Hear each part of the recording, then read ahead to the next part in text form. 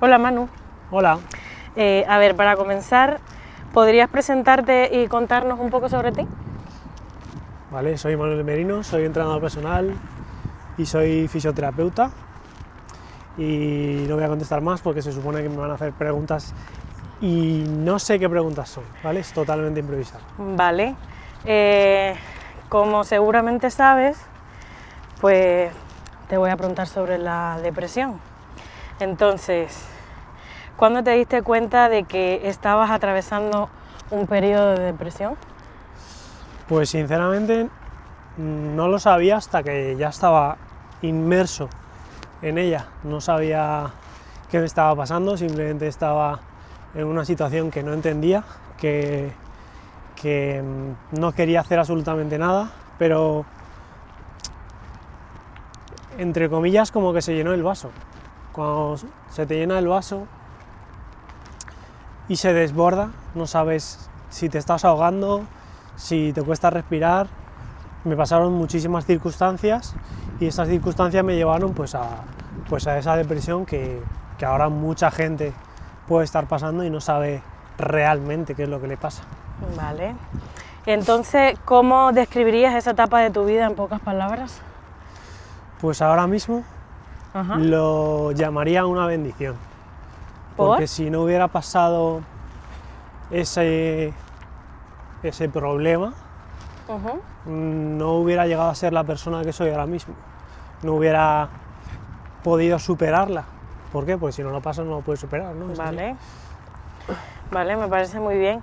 ¿Me puedes decir cuáles fueron los síntomas o las señales más evidentes que experimentaste? Los síntomas que más pueden destacar es en la sensación de no querer hacer nada. O sea, la palabra nada creo que es uno de los síntomas más potentes que puede estar pasando una persona que está pasando o ha pasado depresión. O sea, pereza total. No, desapego por todo. Ni siquiera es pereza, es una impotencia. Pierdes, bueno, hay diferentes tipos, ¿vale? La mía era pérdida de apetito, no quería hacer nada, solo quería dormir, bueno, incluso no quería despertarme. Durmiendo no quería despertarme porque mi vida, digamos que no me gustaba. La sensación de no querer hacer nada era porque nada me hacía feliz, vamos a dejarlo ahí.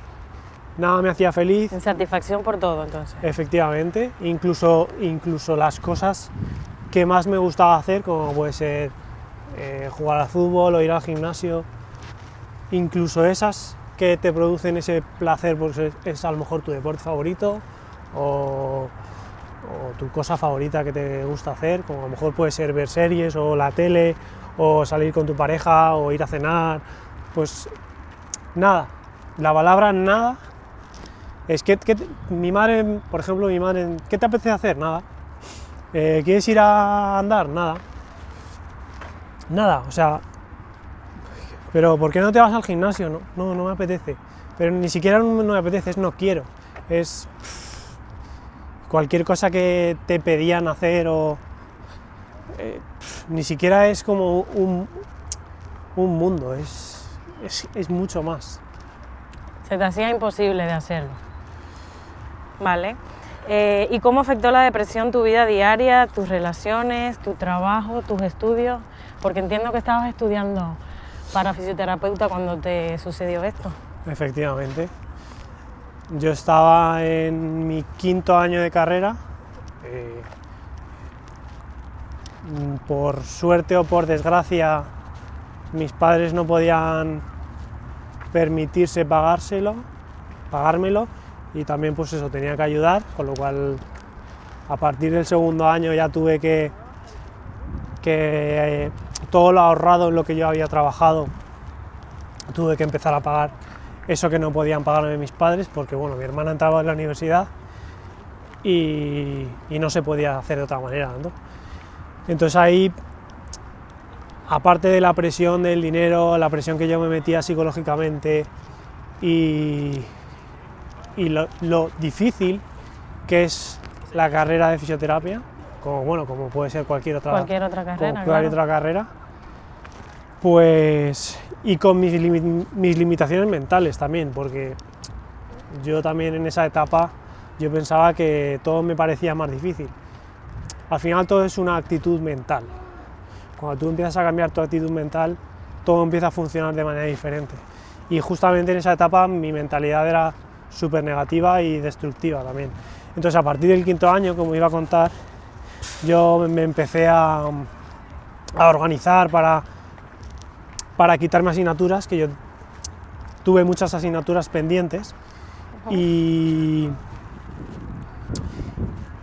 entonces en ese 5.º año dije, vale, pues en este medio curso me quito unas cuantas y en el otro medio curso me quito todas las demás. Pues en ese estado, entre comillas, de relajación y luego debido también a algunos problemas más, problemas, que tuve una lesión muscular en un partido de fútbol y nadie vino a ayudarme, entre comillas. Eso me hizo sentirme súper solo, con todo lo que conllevaba. Esa fue la última gota, ¿no? Al final. Ya. Y efectivamente eso es lo que me derivó en eso, incluso soledad y que no te apetece hacer nada más. Ya, pues a lo mejor con la pregunta que te voy a hacer ahora se sientan identificadas muchas personas, porque no todos son capaces de pedir ayuda y me podría arriesgar a decir que los hombres, más que las mujeres, les cuesta admitir que tienen un proceso de depresión y dar la cara y buscar ayuda. ¿Llegaste tú a ocultar lo que estabas sintiendo o pediste ayuda desde el principio? Pues efectivamente, como acabas de decir, el gran porcentaje de hombres no son capaces de pedir ayuda por el simple hecho de que el hombre es el que tiene que proveer, el hombre tiene que ser el más fuerte, el hombre tiene que aguantarlo todo. Un poco errónea ese pensamiento, ¿no? En mi opinión, un poco. Pero porque tampoco... El hombre también siente. Sí, también siente, pero nos tienen que enseñar también a soltar y a gestionar ciertas cosas, y eso es lo que no nos enseñan nunca. Al igual que no nos enseñan a comer bien y a estar saludable, pues no nos enseñan a gestionar nuestras emociones y nuestros sentimientos. ¿Y en tu caso qué hiciste tú? ¿Lo ocultaste, lo gestionaste, pediste ayuda? Yo al principio lo oculté, por supuesto, pero como digo, gracias a que tenía a mis padres y a mi madre, que es una persona que está como que tiene idas y venidas con este tipo de enfermedad, que al final es una enfermedad como cualquier otra, pero claro, si no te la quieres tratar, pues no te la vas a tratar nunca, ¿no? Entonces en ese momento mi madre me dijo, creo que tienes depresión, mañana vamos a ir al médico, y yo lo primero que le dije es que no, que lo primero que quería era morirme. Esa fue la primera cosa que le dije a mi madre. Digo, no, yo no quiero ir a ningún médico, lo único que quiero yo es morirme. Un poco fuerte, ¿no? Ahora mismo, me da igual cómo. Y entonces recuerdo que mi madre se tumbó conmigo a la cama y me dijo, no, tranquilo. A ver, es un poco más largo, si quieres que te lo cuente. Pues si quieres dar detalles. Sí, doy detalles, no importa. La gota esa que colmó el vaso fue cuando me lesioné y al día siguiente fui a entrenar, y vestido de calle, que se supone cuando vas de calle pues no puedes entrenar por ciertos motivos, porque estás lesionado o por cualquier cosa, pues ninguno de mis compañeros en ese momento se acercó a preguntarme qué me pasaba o qué tal estaba, y eso pues al final, si somos humanos y no sabemos gestionar esas emociones, que en verdad yo ahora pensándolo así, fríamente, pues estaba dentro de mí, o sea, yo no podía actuar de otra manera completamente diferente, pero en ese momento yo no sabía gestionar nada en mi vida y me sentí muy solo. Me sentí tan solo que cuando llegué a mi casa, pues directamente empecé a llorar, y yo no me escondo, los hombres obviamente también lloramos.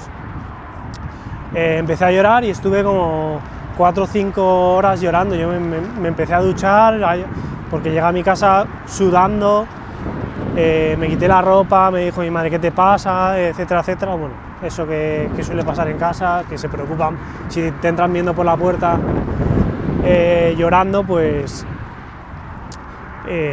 se preocupan, ¿no? Entonces te preguntan, me empecé a quitar la ropa porque estaba con hiperventilación, con ataques de ansiedad, que yo no sabía todavía que eso era un ataque de ansiedad. Me empecé a quitar la ropa, me fui a la ducha, me duché con agua fría, con agua caliente, pero no paraba de llorar, y así durante, o mi sensación fueron 5 horas, pero a lo mejor fueron 1 hora y media o 2 horas, no lo sé. Y lo que te digo, en esa pregunta que me hizo mi madre, de ¿quieres ir al médico?, y le dije que no. Me vuelvo a repetir, ahí me preguntó eso, me afirmó que tenía depresión, que mañana íbamos a ir al médico, le dije que no, que me quería morir. Ya. O sea, mi único anhelo era quitarme la vida, pero todavía no entendía nada, ¿no? Ya. Entonces mi madre se acostó conmigo hasta que me quedé dormido. O sea, se acostó conmigo, yo por esa época, eso fue en 2018, a finales de 2018, así que creo que tenía 27, no sé, 26, 27, no me acuerdo. Vale. ¿Y hubo algún momento en particular que te hizo darte cuenta que necesitabas un cambio? Pues... ¿Cuándo reaccionaste? ¿Cuándo volviste en sí y dijiste, Manu, despierta, espabila? Pues... ¿Tuviste ese momento? Supongo que tuve sí. ese momento cuando, digamos que volví a recaer. Porque después de 1 año y medio en tratamiento con ansiolíticos, con pastillas para la ansiedad, o sea, es lo mismo, perdón, con pastillas para la depresión, terapia, 1 año y medio con pastillas, y después de ese 1 año y medio, justamente, me dan el alta y a la semana o las 2 semanas entramos en pandemia, y yo pensaba que estaba bien, y hasta ese momento así era. Yo la pandemia la pasé muy bien, empecé a hacer deporte en casa, porque bueno, no podíamos salir, empecé a hacer deporte en casa, me empecé a poner en forma, y nada, cuando salimos de la pandemia, empecé a conocer a una chica, y por circunstancias y tal, ahí ya me di cuenta que seguía estando mal. Entonces volví como a recaer en ese sentido, y ahí fue cuando dije, creo que soy yo el que tiene que cambiar. Entonces dejé a mi expareja, dejé a esa pareja por ese momento, y empecé a centrarme en mí, y dije, yo no quiero volver a sentir esto, yo no quiero volver a ser esta persona. Y ahí fue cuando más o menos tomé la decisión de empezar a cambiar. Vale, pues nada, yo creo que por ahora ha sido suficiente.